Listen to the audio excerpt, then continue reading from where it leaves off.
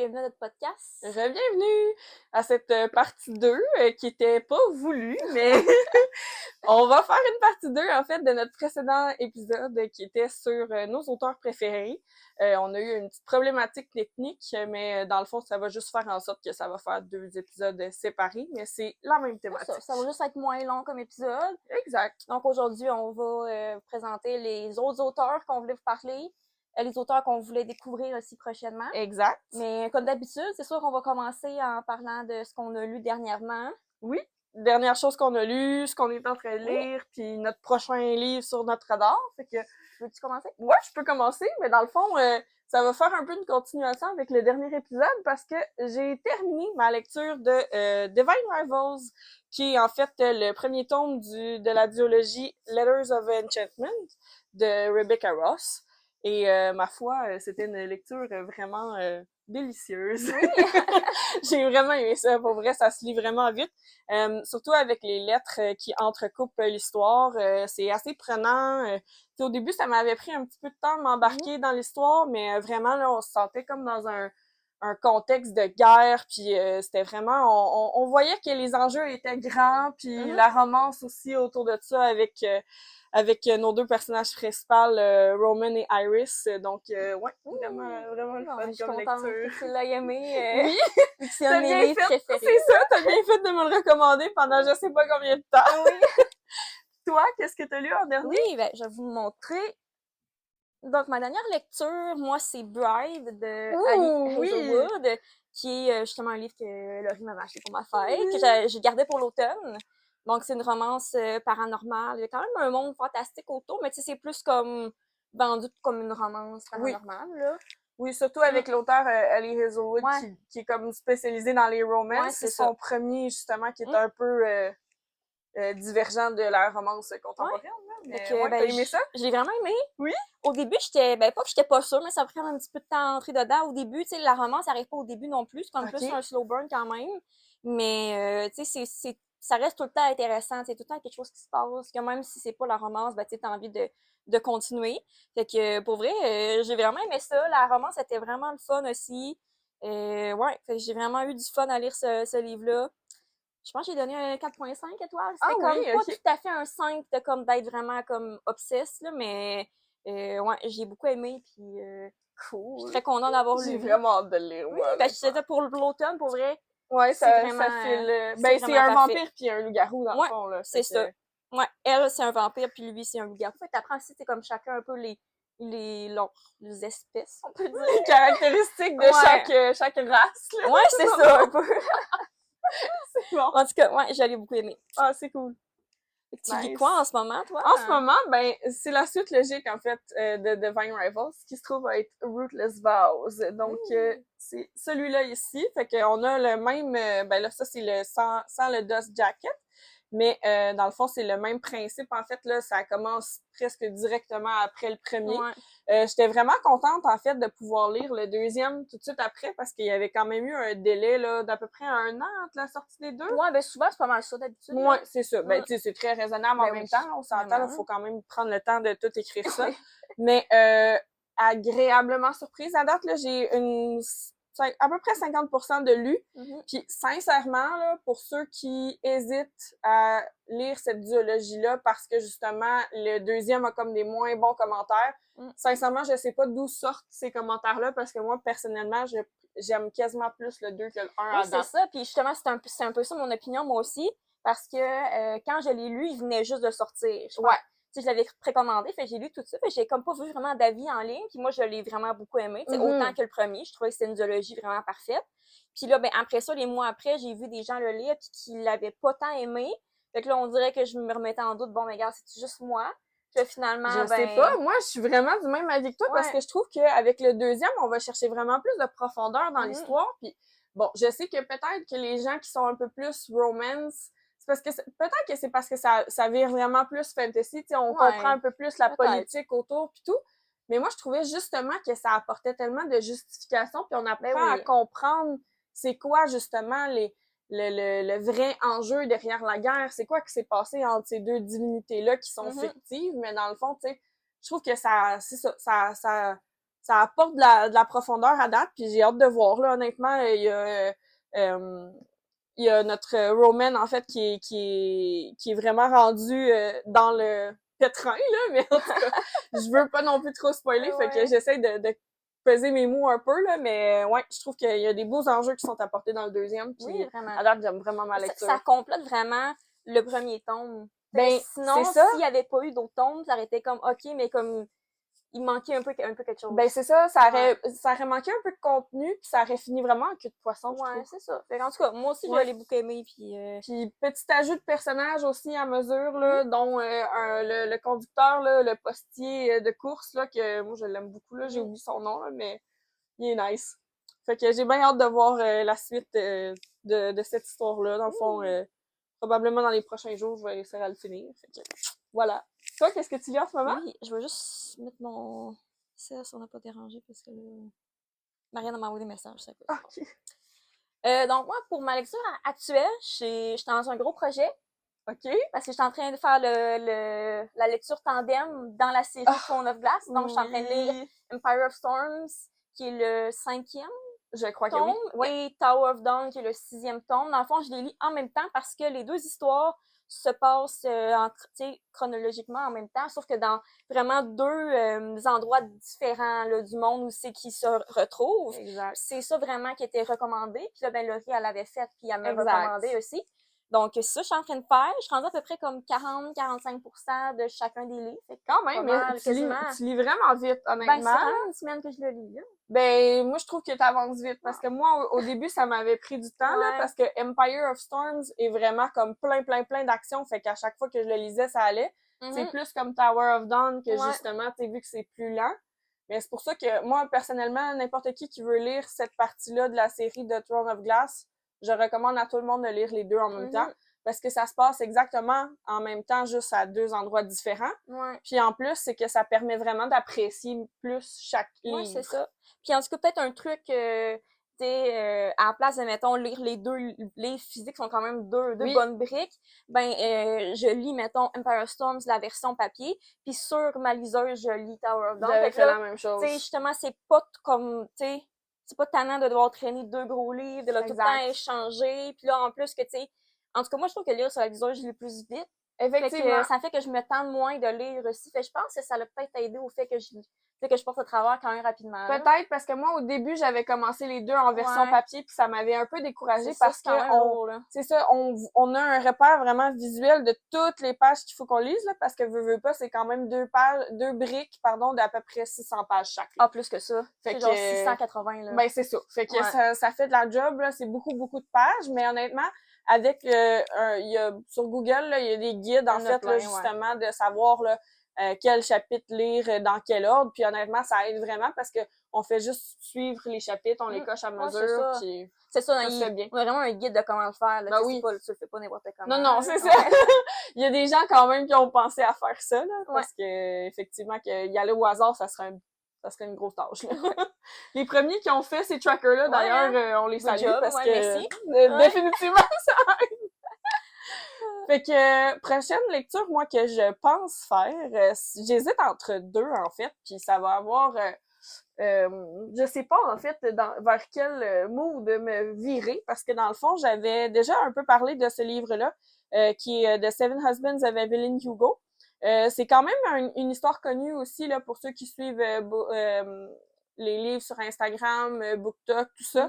C'est une auteure qui a beaucoup de livres à son actif. Elle a été connue beaucoup pour Daisy Jones and the Six, puis Carrie Soto is Back, que tu as lu récemment d'ailleurs. J'ai quasiment tout lu. C'est ça. Fait que puis c'est plus une histoire mystère. Fait que je me disais, tu sais, des fois, automne, temps frais, tout ça. Vu qu'on connaît absolument rien d'Evelyn Hugo, puis c'est une interview, je crois que tu m'avais dit. Format interview qui... Ben, oui, mais c'est pas pareil. Comme Daisy Jones and the Six, c'est vraiment format entrevue. Il y a pas de description, rien. C'est vraiment juste, mettons, la personne parle. Mais là-dedans, c'est comme vraiment... C'est comme... Un peu, la journaliste raconte son histoire. Mais c'est ça. C'est comme un peu lu sur une genre de comme biographie. Là. OK, je comprends. Parfait. Fait que c'est ça. Ça, j'ai vraiment hâte de voir parce que ça a l'air que c'est... Ben, en tout cas, moi, j'ai juste vu des bonnes critiques de ce livre-là. Fait que j'ai hâte de voir. Ou mon deuxième choix, ça Mhm. serait la biographie, le mémoire, en fait, de Tom Felton, Beyond the Wand, parce que évidemment, qui dit temps de l'automne, octobre, Halloween, dit Harry Potter. Donc, c'est ça, c'est vraiment tout simplement son histoire, surtout ce qu'il a vécu sur le plateau de Harry Potter, parce qu'il a quand même grandi à Ben travers oui, les années vraiment. avec ça. Ouais. Puis c'est ça, il y a beaucoup de petites anecdotes là, que j'ai hâte de voir. Des belles photos aussi du partage de sa vie en général, des petites anecdotes de plateau. Fait que peut-être que ça va être celui-là, probablement. Puis, penses-tu que tu vas l'écouter ou tu vas le lire? Non, celui-là, je vais le lire, je pense. Ah ouais, ok. Ouais. Mais je sais pas encore, parce que, ben, vu qu'il est petit, puis Ouais. c'est parce que c'est surtout, mettons, avec les images pis tout ça, tu sais, Mm. je sais pas. Je vais peut-être faire un mélange des deux, remarque, Ouais. parce que c'est probablement lui qui fait la narration, I guess. Ben, si c'est lui, ben, d'habitude, oui, mais en tout cas, si c'est lui, ça doit être comme encore plus le Moi, fun, là. effectivement, ça pourrait me faire une expérience un peu comme ce que j'avais eu avec Matthew Perry. Ouais, Fait c'est que, ça. ouais, j'ai hâte de voir. Fait que ça serait probablement mes deux choix. Moi, pour ma prochaine lecture, il me reste comme 3 livres que j'avais mis comme un peu sur ma page du mois que je voulais lire. Donc, j'avais le Garçon d'encre de Marie-Christine Oui. Chartier. Et je pense que ça fitterait quand même bien comme livre après la lecture tandem, vu que c'est Oui, un tout petit livre, là, fait que ça serait exact. comme plus C'est un peu plus facile à lire, là. léger, puis dans le fond, c'est aussi plus court. Fait que, tu sais, Ouais, ça c'est fait ça. juste comme du bien à lire, là. Ouais, j'avais pensé à ça. Ou j'avais un autre livre que j'ai acheté depuis longtemps, là, j'avais acheté genre sur Book Outlet. C'est un livre plus comme mystère thriller. Ça s'appelle The Night She Disappeared de Lisa Jewell, Ah, qui oui! que j'ai déjà entendu son nom Oui, dans Lisa Joe, moi d'autres aussi. livres. C'est ça, je l'avais pris sur Book Outlet. Par contre, je lis pas souvent des livres de ce genre-là. C'est pas comme je tripe pas tant là-dessus, là. Mais par contre, je l'ai vu qu'il était sur Kindle Unlimited. Fait que là, j'avais comme plus le goût de le lire pour lire comme tranquille sur ma liseuse coucher sur le divan, là. Fait que je sais pas entre les deux. C'est vrai que c'est Ouais. quand même deux choses différentes, mais Mm. tu sais, en même temps, si c'est moins quelque chose que tu lis, les thrillers, honnêtement, l'automne puis l'hiver, c'est vraiment comme le Ben, temps c'est pour le ça. C'est lire, pour là. ça, justement, que comme je l'avais mis sur ma part de ce mois-ci, parce que je me Mm. disais, bon, on est au mois d'octobre. Puis l'année passée, ça, j'avais comme mis un livre plus comme mystère aussi, Ouais. même si c'est pas mon genre d'habitude.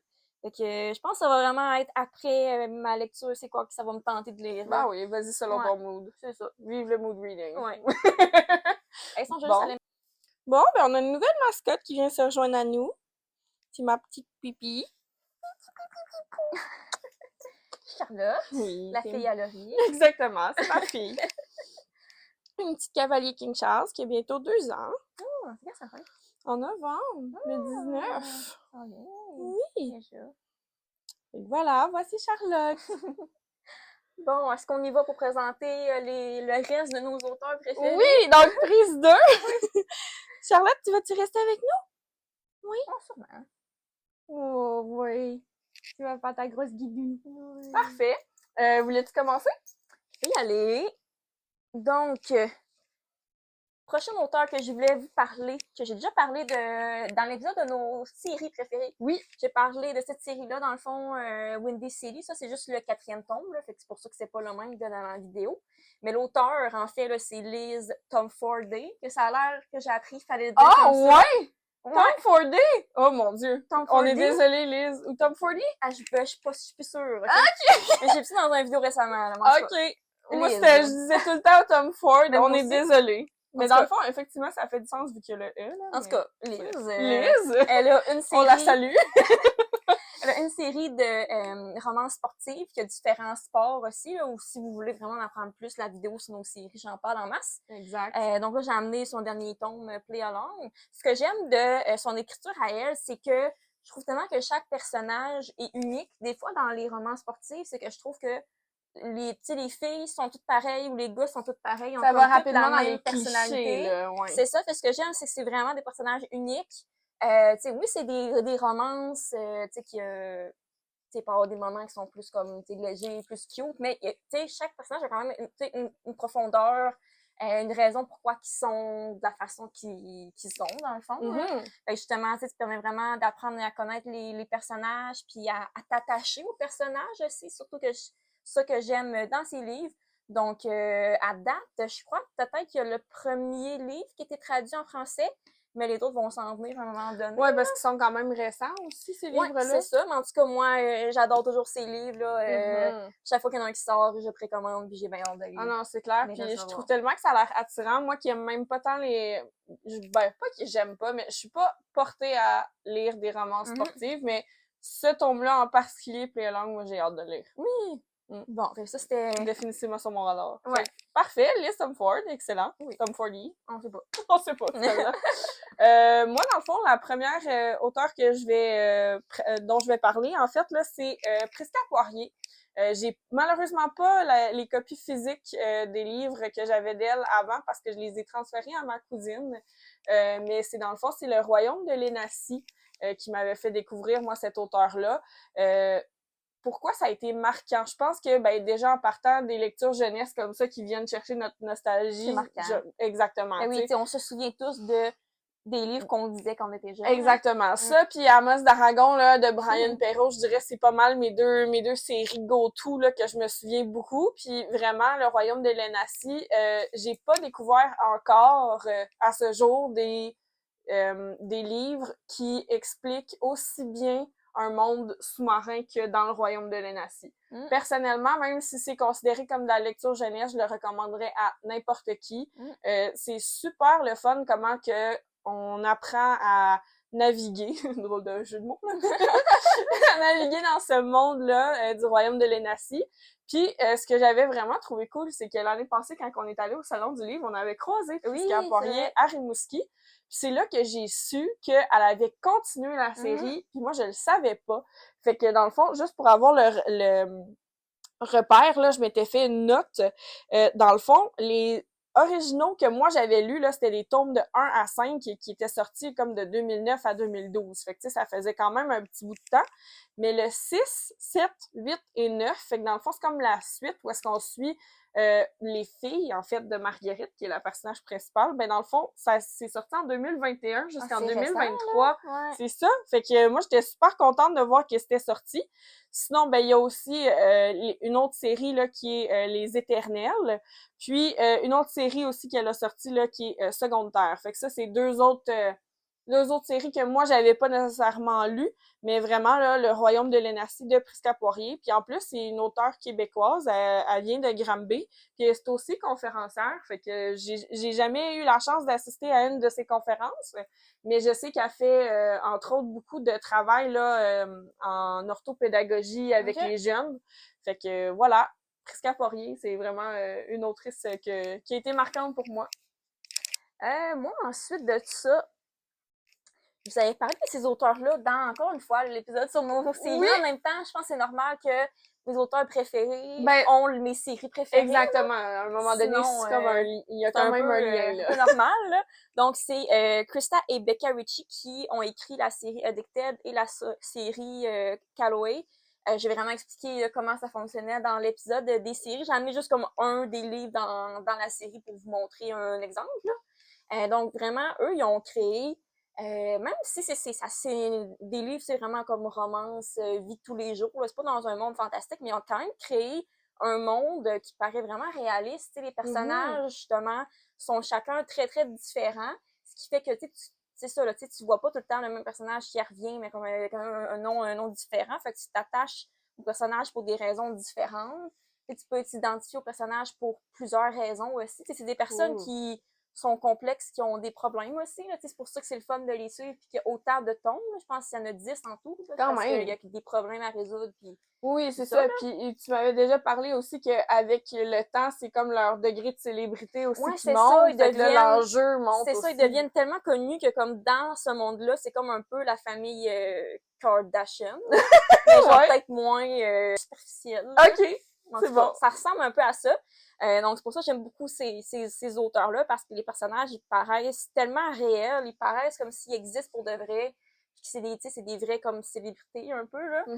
Fait que c'est pour ça que moi, je les recommande. Puis, tu sais, c'est ça, il y a beaucoup de livres, puis je me tente pas, je trouve pas ça plate. Fait que je pense que ça, c'est un bon point aussi. Ben oui, ça, c'est clair, parce que dans le fond, on en avait parlé un petit peu dans notre première partie, mais tu sais, il y a beaucoup de critères qui font qu'on aime les auteurs, puis justement, ça, c'en est une bonne preuve quand il y a Ouais. autant de livres comme ça sur une même série, puis qu'on stanne pas, que Ouais, t'en c'est veux ça. toujours plus, Ouais. parce que tu veux que les personnages se développent, puis voir l'histoire où est-ce que ça Mm. va. Fait que ça, c'est sûr qu'effectivement, Ah ça ouais, donne vraiment, une là, bonne tu sais, idée. si tu regardes le premier tome de cette série-là, je pense que c'est Addicted to You, puis rendu juste à celui-là qui est quand même plus loin dans la série, les personnages ont tellement, tu sais, avancé puis se sont tellement développés, là. Ça Il y a aussi, une c'est belle vraiment, évolution. ouais, c'est ça, vraiment une force, ces auteurs-là, aussi, tu sais, de créer des Ça, c'est personnages cool. qui ont vraiment un développement remarquable, là. Ah, ben Ouais. cool. Fait que Krista et Becca Ritchie. Oui!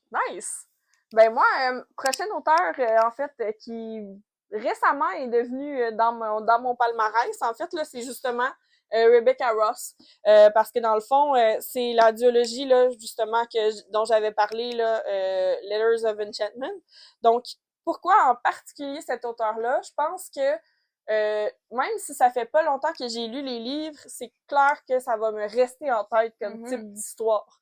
C'est rare que j'ai lu des livres où est-ce que ça parlait de guerre. Déjà, premièrement, c'est pas nécessairement une thématique vers laquelle je vais aller naturellement, mais il y a aussi le fait que avec les lettres qui s'envoient par dactylo, ça crée tellement un style puis une ambiance particulière.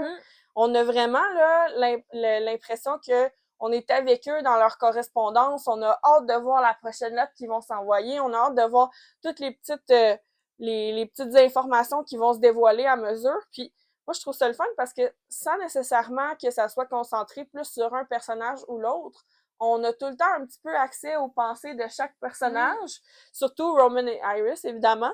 Puis je trouve ça tellement beau qu'est-ce qu'ils pensent l'un de l'autre. C'est tellement original, son histoire aussi, Ben, juste les machines à écrire magiques, là, je Oui. sais pas moi, j'aurais jamais pensé à ça, puis c'est tellement beau comme concept. Là, quand on apprend plus sur comment ça fonctionne, là, Exact. c'est vraiment, c'est Exact. vraiment beau. À cause là. des modèles des machines, justement, qui s'envoient des lettres, puis je trouve ça tellement beau qu'est-ce qu'ils s'écrivent, là. Oh mon Dieu. Mais juste sa manière d'écrire aussi, comme je t'avais dit ça un moment donné, là, mais on dirait que chaque phrase est belle, même si c'est une description déjà, c'est comme « Ah, wow! » Oh c'est oui, bien puis écrit. on le voit justement, ça c'est les livres à Juliane, fait qu'elle les avait annotés, mais ben honnêtement, moi je pense que j'en aurais mis comme quasiment 3 fois plus, là, parce que chaque phrase, là, justement, tu sais, vu que Juliane l'a déjà lu avant moi, souvent, ce que je vais faire, c'est que je vais prendre une capture d'écran puis je vais lui envoyer puis tout ce que j'écris, c'est wow! Wow! Parce que c'est tellement bien écrit. C'est sûr que quelqu'un qui commence à lire des fantasy, peut-être pas tout de suite le genre de livre que je pourrais recommander parce que il y a quand même une complexité dans le développement du monde et tout ça. Mais en général, là, c'est tellement une belle histoire. C'est bien écrit. Il y a du vocabulaire recherché aussi. Fait que moi, personnellement, je trouvais ça vraiment, vraiment marquant pour ça. Oui, vraiment. Puis, pour vrai, je pense que je serais intéressée à découvrir plus de ses livres aussi. Oui, c'est vrai. Elle en a d'autres. Là. Je pense pas qu'elle en a une tonne. Là. OK. Mais elle en a d'autres qui sont comme moins connues. Mais justement, vu qu'on a tellement aimé son écriture, ça serait surprenant que ses autres livres soient pas bons. C'est vrai que ça serait intéressant de voir ses autres livres, justement. Peut-être que sais-tu si c'est toutes des fantasy aussi? Je crois que oui, ouais. OK. Un peu dans le même style, là, ouais. Nice. J'ai hâte de voir. En tout cas, à date, c'est vraiment une belle découverte pour moi pour la fin d'année.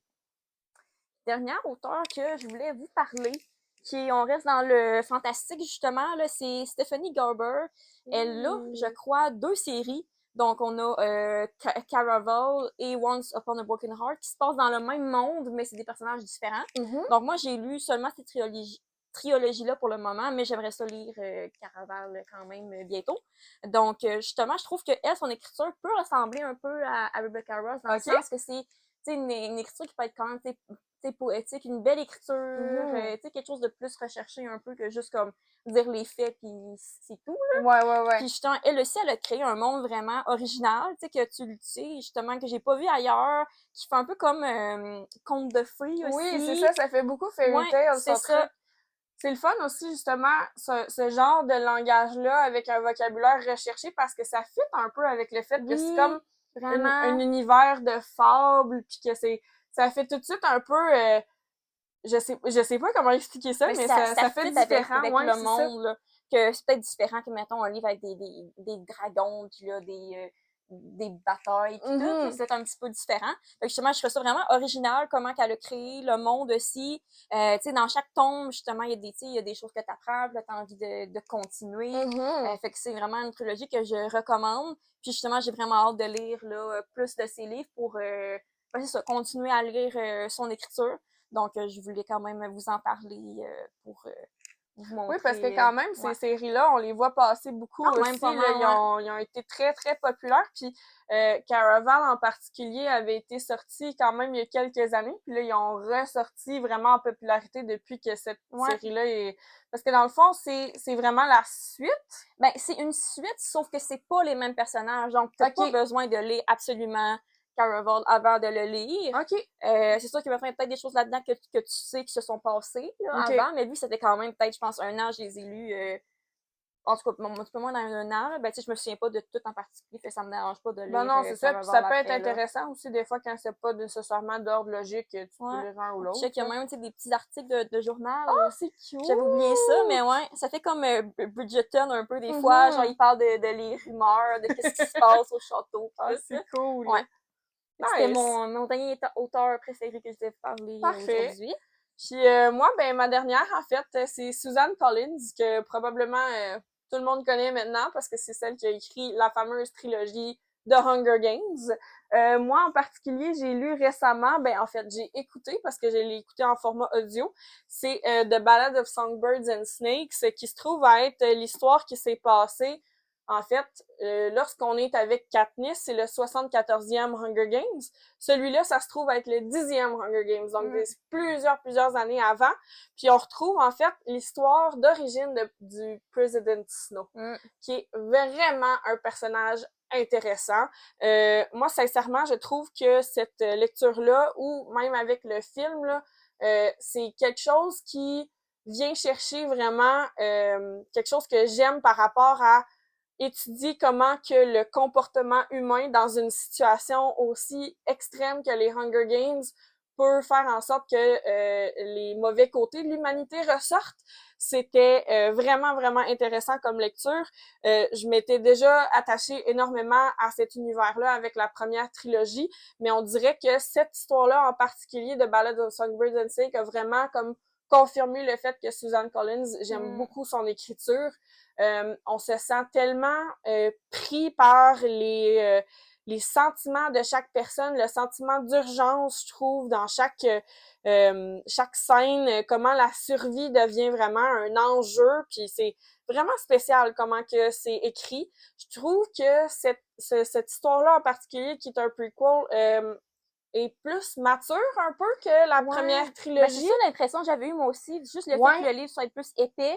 Tu sais, Oui. ça sûr qu'en tout cas, il y a eu des livres jeunesse qui sont quand même épais, là. Sauf que je suis en train de l'impression que c'est comme un peu plus adulte. Puis même le film, parce qu'on l'avait vu, là, tu sais, il y avait des scènes quand même assez intenses. Ah oui, c'est un peu trash, là. Honnêtement, là, tu sais, dans le sens que je considère peut-être qu'un Hunger Games est comme young adult, même teen, tandis que celui-là frôle adulte juste à cause des termes abordés. Puis il y a vraiment un aspect vraiment plus psychologique là, qui vire à la psychose même. Là. Moi, j'avais trouvé ça vraiment intéressant. Ah ouais, puis le film, on l'a vu ensemble. Exact. C'était vraiment incroyable. Ah, justement, moi aussi, je prévois le lire. Là, éventuellement, je veux lire la première trilogie de base. Là, mais moi, j'ai hâte de voir le livre comparé au film aussi. Là, d'avoir peut-être un peu plus de détails. Ben justement, parce que pour vrai, ceux qui ont écouté le film puis qui n'ont pas lu le livre, je vous recommande de le lire parce que ça vaut vraiment la peine. Moi, personnellement, en tout cas, on avait eu à peu près la même impression, mais en sortant du cinéma, j'étais sur le cul, là.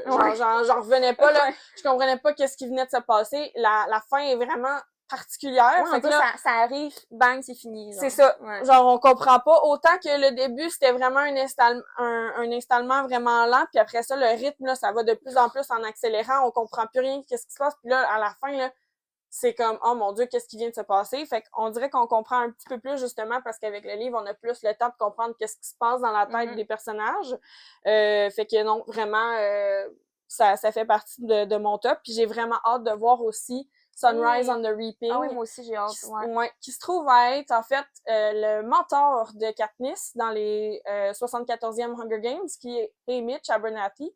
Ça va être son histoire à lui qui va être racontée. Fait que ça se trouve à être, justement, sur la ligne du temps, entre The Ballad of Songbirds and Snakes et la trilogie originale. Fait qu'on va voir les Hunger Games où est-ce que Haymitch a gagné.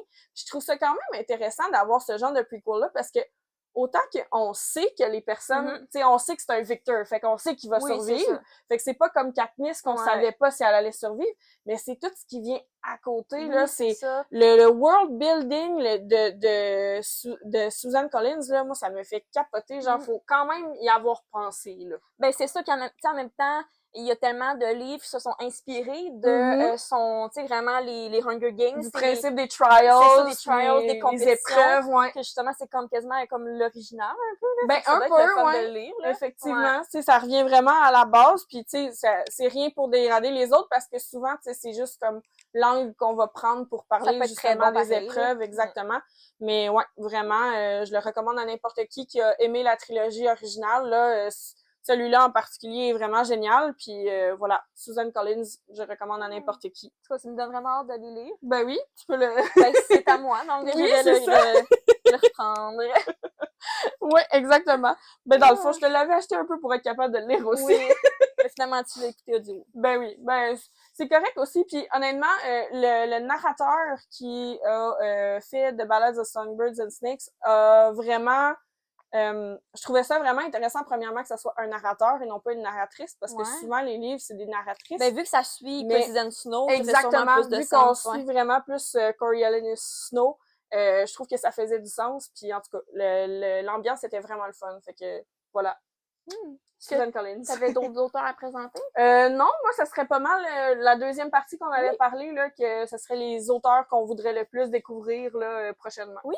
Ouais. Ben, je vais y aller avec, pour commencer, l'auteur de la série Belladonna, qui est Adaline Grace. Oui. Donc, je crois qu'il y a 3 tomes qui sont sortis, ou le 3e va sortir, en tout cas, environ là, 3 tomes. Donc, je l'ai pas commencé encore, là, justement, c'est pour ça que je suis pas au courant exactement de toute la série.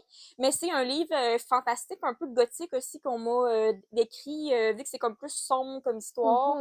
C'est vraiment comme la personnage principale s'allie avec la mort, qui est un personnage dans ce livre-là. C'est quand même très différent. Je trouve ça vraiment original pour justement résoudre un meurtre.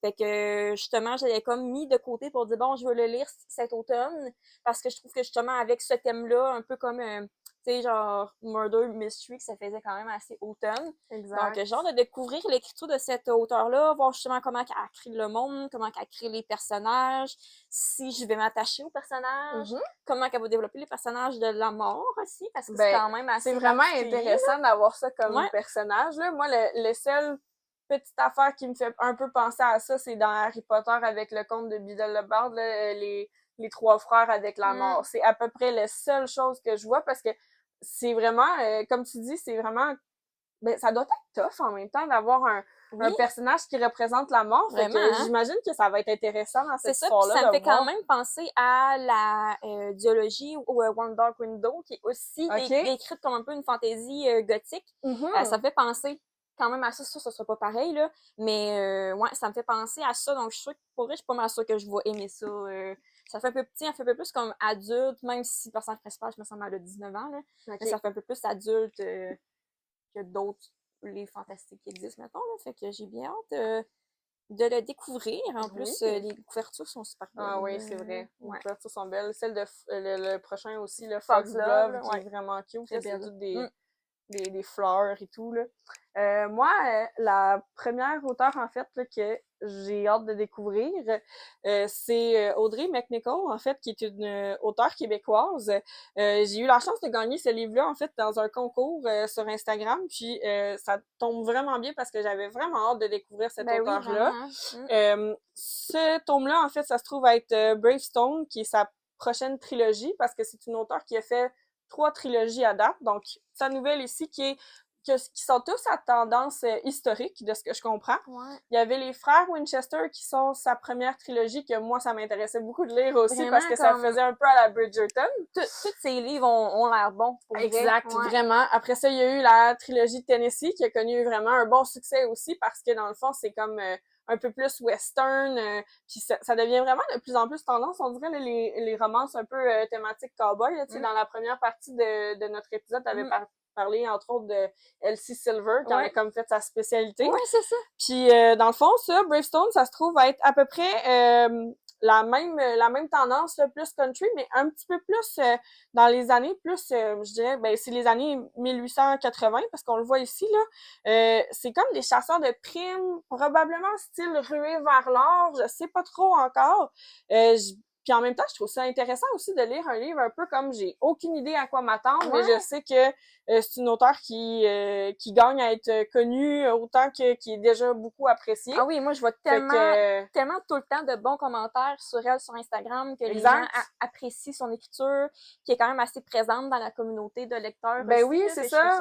Moi, je la suis sur Instagram, puis justement, pour les salons du livre, où est-ce que je vais être cette année, j'espère la croiser parce que c'est sûr que j'amène ma copie pour des dédicaces, puis en particulier là, les Winchester, moi c'est sûr que je veux les lire. Oui, ouais, puis j'ai vraiment hâte de lire Bravestone aussi parce que justement c'est son dernier, il vient tout juste de sortir, fait que voilà. Chanceuse. Oui. Je vais te le prêter après, ben oui. pas. Et l'autre auteur que je voulais vous parler, que je veux découvrir, donc c'est Jessica Joyce. En particulier, ce livre-là de X-Files. Elle en a un autre livre aussi qui s'appelle You with the View, si je me trompe pas. Je crois que c'est ses deux seuls livres pour le moment. En tout cas, sinon les autres, je les connais pas, là, mais c'est vraiment ces deux livres-là que j'ai entendu parler sur Instagram, sur TikTok aussi. Donc, c'est une auteure plus de romance adulte, je crois. Qui me fait un peu penser à, tu sais, Abby Jiménez, Emily Henry aussi, que j'ai entendu. Exact. Donc, oui, une romance, mais quand même avec, tu sais, la chair autour, là. Tu sais, il y a d'autres personnages, il y a du contexte, il y a, tu sais, vraiment d'apprendre à connaître les personnages. Puis de ce que je comprends de l'histoire, c'est que c'est deux personnes qui sortaient ensemble avant, qui se sont vraiment comme séparées, parties de chacun de leur côté. Mais là, ils doivent revenir un peu, ben, tu sais, travailler ensemble pour le mariage d'un de leurs amis. Donc, contexte romance dans un mariage, qui est comme intéressant comme thème. Puis j'aime beaucoup les romances Second Chance aussi. Donc, je suis pas mal sûre que je vais aimer ce livre-là. Et justement, je suis curieuse là, de voir son écriture. C'est pas mal mon genre, un peu comme Ashley Poston aussi, que j'avais parlé au dernier épisode. Là. C'est ça, puis honnêtement, pour avoir eu le synopsis, là, j'étais comme, oh mon Dieu, ça c'est le genre de romance que Juliane adore, là, tu sais, parce que, ben, puis moi aussi, honnêtement, ce genre de contexte-là, là, tu sais, justement, vignoble, contexte de mariage, second chance romance, c'est vraiment toutes des composantes pour que ça soit vraiment une belle histoire puis un beau livre à lire, là, fait que moi aussi, j'ai hâte de le lire. J'ai vraiment très hâte de le lire. Parfait. Moi, j'en aurais deux autres. Dans le fond, ben, il y en a un que... Ben, on les partage toutes, dans le fond, un peu, là, parce que, tu sais, veut pas, on s'influence dans nos lectures. Une des auteurs que j'ai vu apparaître une fois de temps en temps sur Book Outlet, c'est Paige Toon. Puis j'en ai pas beaucoup entendu nécessairement sur justement les réseaux sociaux que je suis d'habitude, mais justement, je trouve que ça peut être intéressant de découvrir une auteure dont on entend un peu moins parler. Par contre, en lisant chacun des synopsis là, de ces livres-là, j'étais comme, mon Dieu, mais c'est sûr que je vais aimer ça. Ça a l'air de des romances plus émotives quand même. Là. Exact. Un petit peu plus triste, peut-être un peu plus de nostalgie aussi. Il y a souvent là une histoire de second chance ou une histoire de cœur brisé. Donc, il y a Seven Summers qui se trouve à être un peu là le classique là d'été, en fait, là, des jeunes enfants qui grandissent ensemble, qui se revoient chaque été. Only Love Can Hurt Like This, que je connais pas du tout, mais qui a l'air vraiment intéressant aussi. Puis 5 Years From Now, qui est aussi une histoire de second chance romance. Fait que, tu sais, c'est toutes des petites composantes qui se rejoignent dans chaque histoire. Mais c'est ça, moi, j'ai moins tendance à lire des romances contemporaines. Fait que je me suis dit, pourquoi pas? On va y aller avec une autrice qui est quand même peut-être un peu moins connue, mais en même temps que quand j'ai regardé des reviews en général, il y a des bons commentaires. Bons commentaires. Fait que, exact.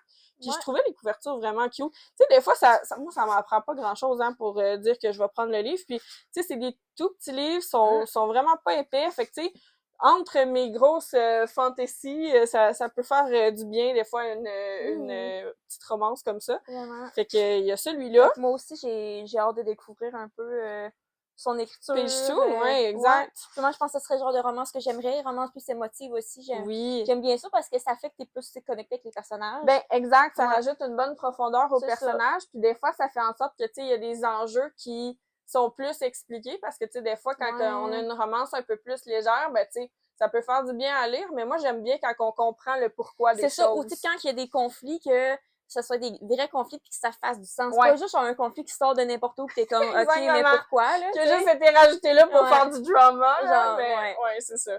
Puis la dernière auteure que j'ai récemment eu je me suis récemment en fait acheté la trilogie parce que je l'avais vue sur Book Outlet en format coffre, fait que pourquoi pas.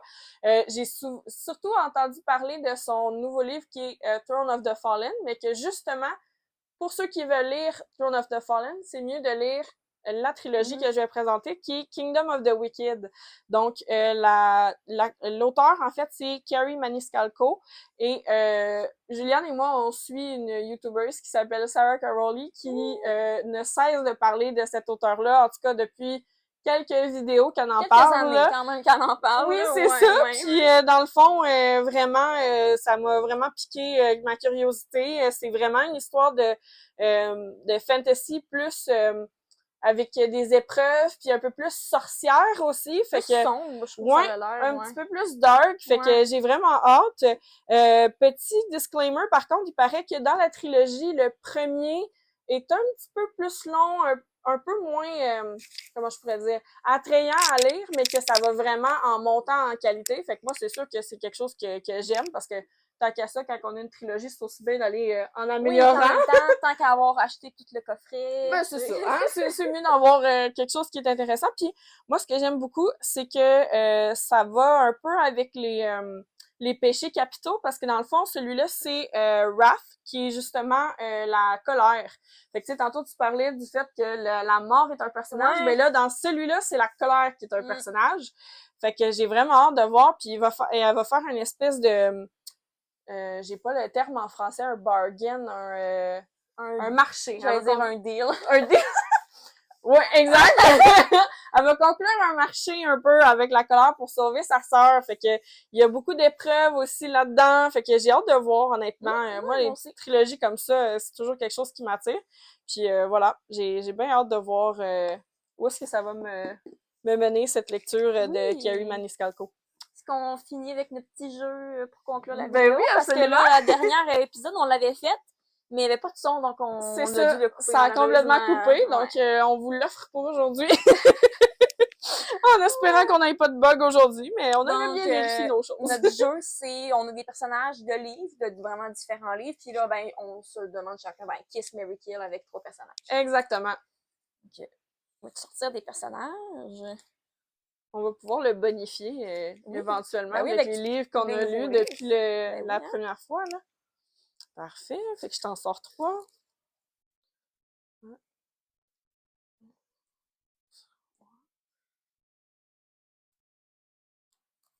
Ouh, ok, j'en ai un bon pour toi. Ouh. Donc, on a Cassian dans Akotar. Oh. On a Xaden dans Fort Wing. Oh, et on a Kai dans Powerless. là. OK. Je pense que... Je suis désolée. Pour ceux qui l'aiment beaucoup. Je vais tuer Cassian. Je vais embrasser Kai, puis je vais me marier avec Xaden. Ah ouais. Ouais, même s'il a tendance à être un petit peu plus toxique.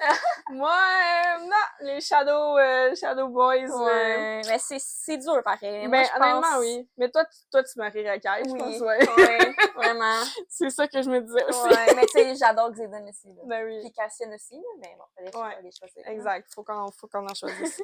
Fait que pour toi, on a Ravi, qui vient de A Good Girl's Guide to Murder. Après ça, on a Wes, de Better Than the Movies. Et on a Neil, de Just for the Summer. Bon, ben, je vais malheureusement tuer Neil. Ouais, Just for the Summer. Effectivement. Hey, c'est un bon, ça. C'en est un vraiment, bon. Hein? Je pense que je vais marier Wes parce que c'est plus mon genre de gars. Tu sais, Ravi, il est plus réservé. Mais, tu sais, j'aurais pu être un bon mari pareil parce que, en tout cas, il est très dedicated. Oui, mais comme même dans le 3e livre, genre, il ferait tout pour Pete. Genre, il ferait absolument tout, là, genre même la pire des choses. Là. Mais, ouais, je vais embrasser Ravi. puis je vais marier Wes. Alright! Moi, j'aurais probablement choisi la même chose. Ouais. Wes, c'est mon baby boy. Ouais. J'ai tellement hâte de lire Nothing Like the Movies, là. Bon, ben c'est cool! C'est ça qui conclut notre deuxième partie sur nos séries Exactement, exactement. Fait que j'espère que vous avez aimé. Encore désolée pour la petite coupure là, de l'autre épisode, mais ça vous donne plus de contenu. Ben voilà, ça fait en sorte que ça fait plus de contenu, un épisode un petit peu plus léger pour aujourd'hui aussi, fait que ça fait du bien. Puis on vous souhaite une excellente semaine, une excellente 2 semaines en fait. Et on se revoit dans 2 semaines. Voilà, au prochain épisode. Bye. Salut!